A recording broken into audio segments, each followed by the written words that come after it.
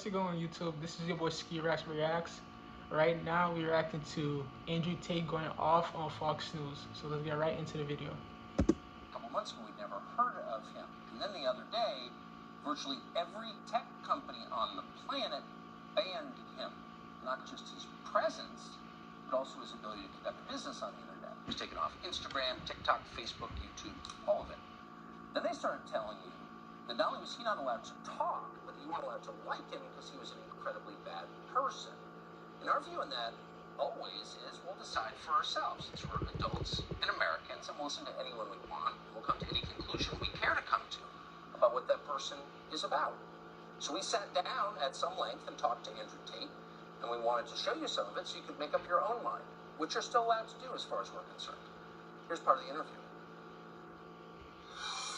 I don't really feel like I've exposed anything. Like, I'm truly not a very political person. This is the first time someone has experienced this level of ban. I'm not particularly right-wing. It's crazy how they banned Tate because like he has a different opinion than others. Like that's not fair. Like what's the point of free speech if no one can? You feel me? And no one can tell how they feel. Like that's not fair at all. I don't vote. I mean, I obviously have my own personal views, but they didn't ban me for that. They banned me simply because I had large swaths of the population agreeing to very traditional masculine values. He really did. Like Andrew Tate was more searchable than I forgot the people, but like he was like the most searched person on the planet. Like he was more searched than Trump.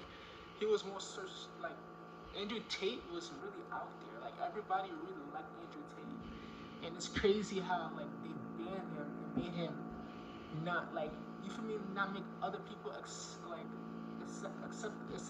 to him. Like it makes no sense. Teenage men and young men, 20, 22, 23, 24, were looking up to me and aspiring to be like me. I have a very traditionally masculine life. I have fast cars and a big house and a lot of money and a beautiful girlfriend. And they thought this was very, very threatening.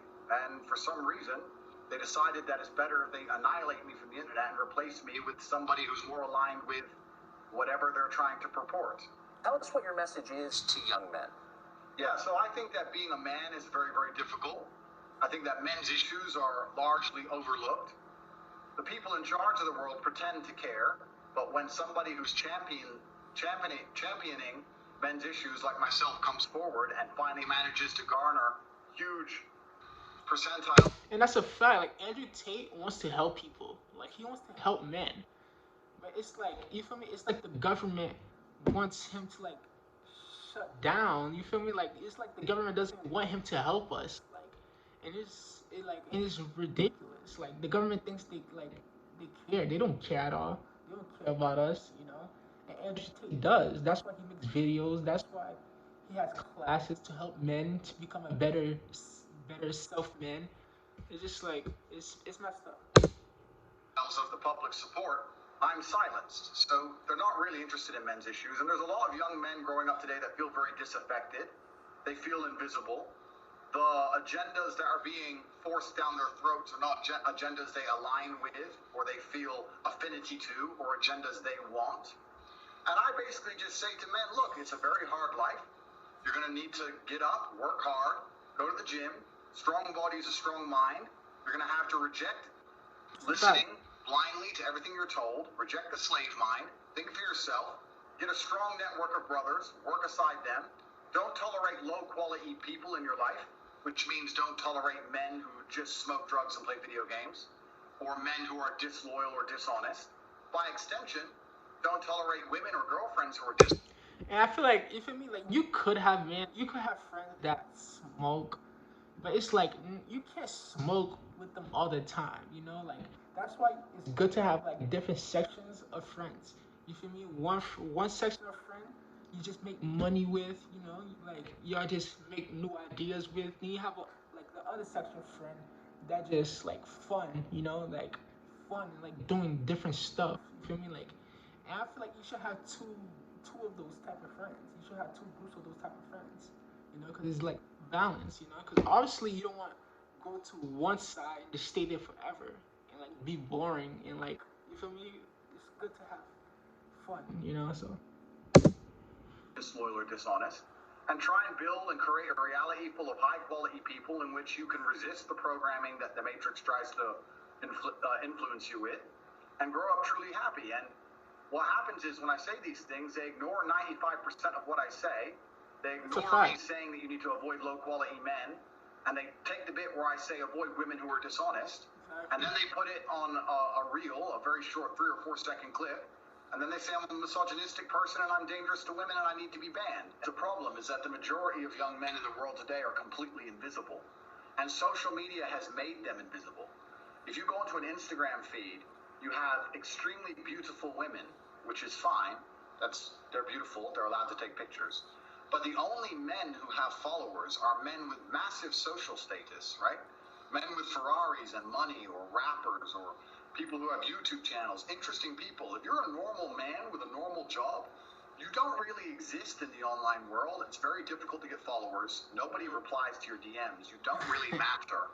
You don't have access to the sexual marketplace. It's very difficult for you to even get any kind of recognition that you're even alive. And a lot of men feel lost and lonely because of that. And I was championing to a degree their issues by saying to them, look, that is unfair perhaps, but that's the way the game works. You need to become a man of importance. You need to become a man of influence, or you're going to suffer the pain of being invisible forever. Here is how you do it. I wasn't trying to change the rules of the game. I was just telling the men how to win, because I came from nothing and I'm completely and utterly self-made.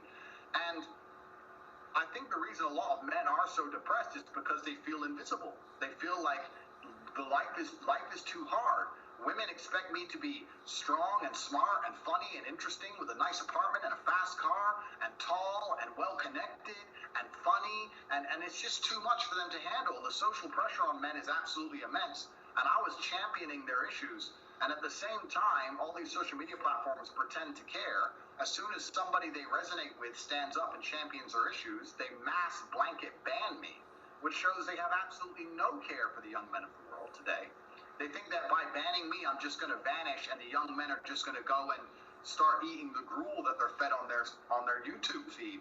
They don't want to read. They don't want to see transgender people wear makeup. They don't want to see that. They want to see a man who has a bunch of money and a nice life and some fast cars and is strong and is confident. They want an action hero, and that's something that large portions of the world still want to be.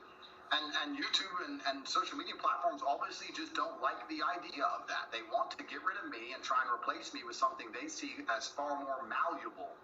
Trying to create people which are more malleable and more easy to program and more easy to control. So news accounts in the United States say that the U.S. Embassy in Bucharest, Romania, was tipped off to your misdeeds and alerted the local authorities you might be committing human trafficking.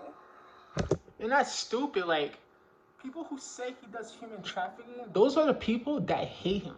Like like they just take a word, they just take what they see on the internet and run with it. They don't like go and like search. They don't like find out if he really was human trafficking. None of that. And that's mostly on the leftists. Like, they don't care. They don't care about to find the truth. They just only care about like what's there, and that's like it's messed up because it's like he wasn't human trafficking. Like a lot of people debunk that so many times. We have evidence that he wasn't human trafficking. That the girl lied because she wasn't trying to get caught by her boyfriend because she cheated on one of the Andrew brothers, and it's like, and she made that big lie and trying to make him seem like he was a bad person, and like that's messed up. That's messed up. Given that this is the same charge they leveled against Julian Assange, or a species of it, skeptical, but I want to know the details. Were you arrested for human trafficking? What happened? If he was arrested in human trafficking, he would not be doing this interview right now. He would be in jail. He would be locked up right now if he was really doing human trafficking. Like, you feel me? And that's what people don't get. Like, you feel me? If someone was doing a enormous crime, a crazy crime, wouldn't they be locked up? Like, you feel me? Like, would it not? Like, would it be in handcuffs in jail right now? Like, come on. Yeah, was not arrested. So what happened is I suffered from a case of swatting. It's very popular with people who are large on the internet. Many large YouTubers have been swatted. It's where you call the police and you say somebody has a gun or there's a hostage situation and the SWAT team arrives. And when he's saying SWAT, when the people like call saying, oh, they have guns or whatever in the house, those are the people who just does that for jokes, and that's stupid. Somebody made a phone call to the American Embassy saying that I was holding women at my house. The police arrived, and let me state this now. I state this openly to the world. I have absolute respect for the police. I would hate to live in a country where if you call the police saying women are being held against their will, that the police don't respond. That would be terrible. Of course they should come and look. Absolutely. They turned up, they investigated, they realized that nobody was in the house against their will. There was no crime committed. They said, okay, you're not a suspect, but you are a witness to this, along with me, my brother, the housekeeper, the gardener. Everybody who was in the premises at the time was labeled a witness. We had to go to the police station for 45 minutes for pieces of paper. We filled them in and we were let go. I was swatted. Nobody was hurt. There's no human trafficking. There's no women who were tied up. There's none of these things. It's all just complete fallacy. You probably made some of these companies mad with your views on COVID. So sum up for us, if you would, what you think the response to COVID globally did to the populations of the West. Yeah, so I certainly made them mad with my views on COVID. I don't want to go to conspiracy theory, and I would also never kill myself. Let me just say that here for the record. But at the time of COVID first being announced, my brother and I we sat and had a very logical conversation, and we sat and said, we're two young, fighting age males. If COVID can kill us, then the world is over. It's zombie apocalypse time. So there's no point hiding. We may as well go out with a bang. So my brother and I flew to Stockholm, Sweden. Now, I don't know if many people know this, but Sweden never closed down. Stockholm and Sweden had never closed down, never made you wear masks, never mandated the vaccine. At the very beginning of COVID, when the rules were strictest, when Florida was still closed, when Miami was still closed, when the Republican states were still closed, Stockholm, Sweden was wide open with full nightclubs and a party scene like you've never seen. And we lived in Sweden for 3 solid months with zero restrictions, zero worry or interest in COVID. It was like the world was completely normal. That's a fact. Like the thing about United States, like they want us stuck in the matrix. Like they don't want us going out of the matrix. They want us stuck in this small bubble. Like it's like a video game. Like they want to control us. Like you feel me? They want to put something out there that is fake. You feel me? And want us to believe it. And it's like, come on, bro. Yeah.